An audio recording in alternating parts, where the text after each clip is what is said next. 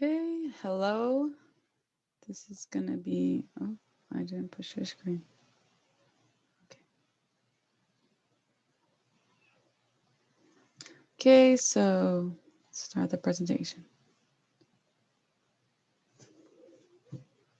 So hello, my name is Jeshua Rocha. My subject is logistic equation and ecology.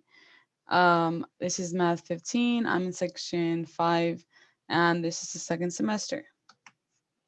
So I'm not going to go in depth about each slide with each slide because I'm going to leave that mainly for the main video. This is just me breaking down each slide quickly as just an update.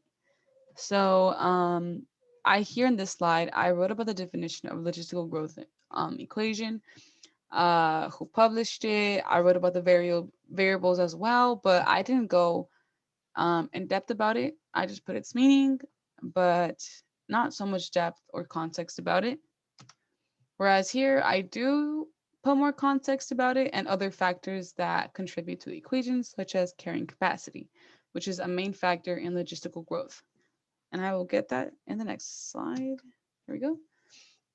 So there are two outcomes when you're gonna get the population for a certain species, right?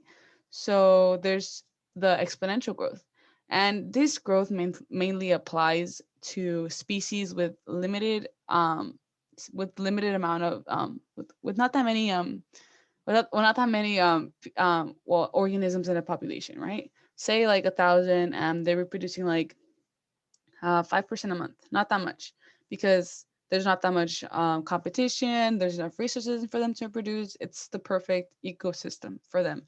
So as you can see, it goes like in the J curve, meaning that there is no carrying capacity.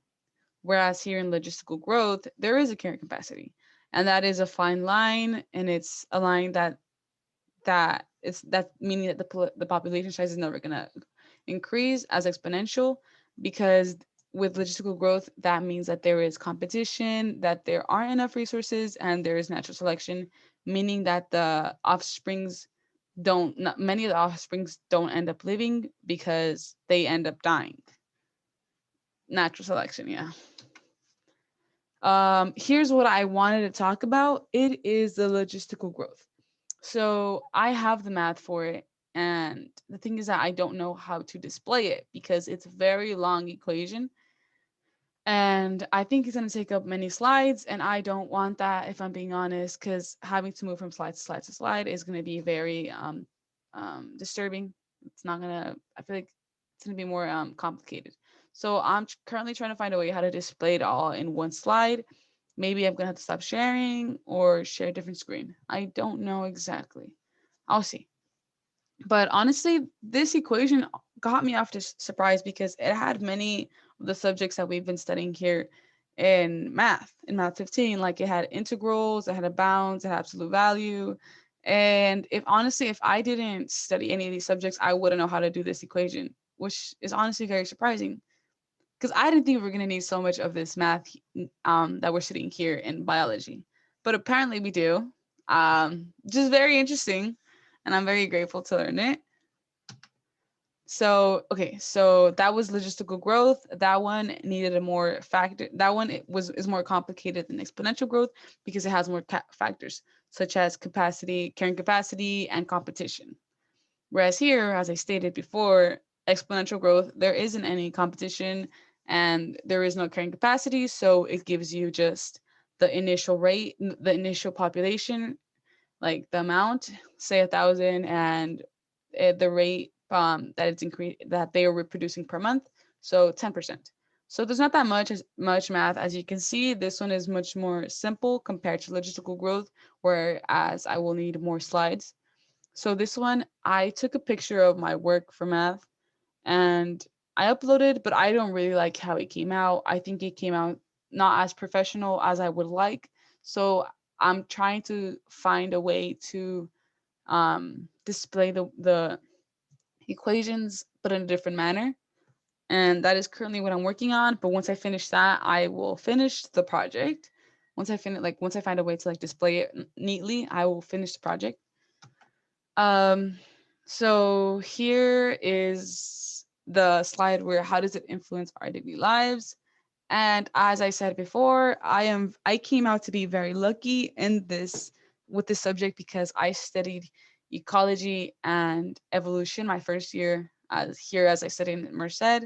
I learned about the first topic that we learned about was natural selection, which does apply to this concept because um, the logistical growth equation does affect our lives deeply because it is calculating it calculates the certain population of a species. So by calculating a certain amount of the amount a certain amount of population of a species is important because we get to see how they live in the ecosystem, and ultimately anything that affects the ecosystem affects us because we live in ecosystems. There are homes, there are resources, there are air, there basically are, yeah, there are homes where we live in, where we do everything in, right? And without resources we will ultimately die because we need food and we need wood and other resources such as minerals, vitamins, and many other things. So if anything affects the ecosystem, it affects us because we're all just one big food web. Basically, yeah, we're all just one big food web, and anything that affects any species, it throws off the food web because meaning that invasive species can come in, other species go out and look to eat different organisms, which completely affects the ecosystem because it can throw it off to like leading to like the a certain forest completely changing. And it's very bad for us because change kind of change affects us all, right? That's basically what I tell here, and I'm gonna go more in depth in the final video project, right? So these are my references. It explained the math correctly. It gave me information about exponential and logistical growth and some information about biology as well. And as I said before, I studied my first semester about natural selection, but that was with lectures.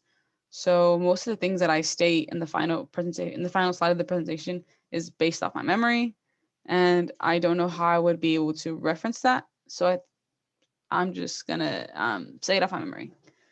And that seems to be about the end of my project. Thank you for watching. All I need to do now is just find a way that I can display my math in a more neatly manner. So thank you for watching. Hope you have a good day.